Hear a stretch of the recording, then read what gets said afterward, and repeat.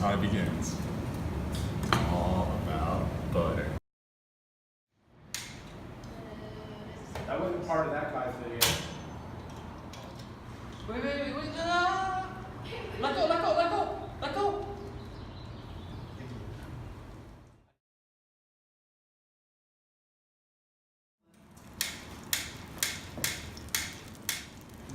I just want to say that it's one messy job. That is a lot of butter. Doesn't feel like that a lot.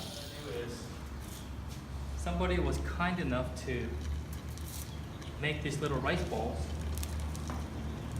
and we're just gonna Clean little hands. fry them up.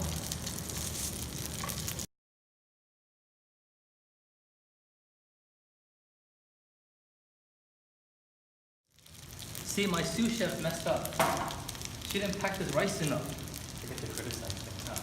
Look at this, it's all crumbling apart. I think you need a binder, man. Yeah.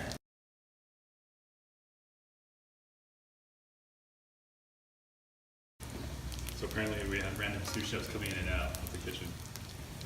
That is a little. We want very, very golden. We want toasty rice, yeah. Yeah. This one didn't seem like no. it, so I don't think it's hot enough, man.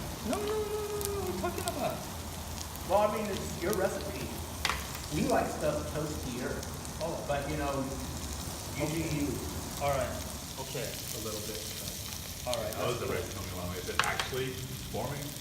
I think it's breaking apart, man. A little, yeah. I told you we need to do the weightlifting. Let's find out. Okay, let's see if we can flip one. Oh, that looks good. Oh. You get a close up of that one. Okay, close up of that. Yeah. That's toasty rice. Sizzle, sizzle. Okay. So, Some of these will not maintain the patty form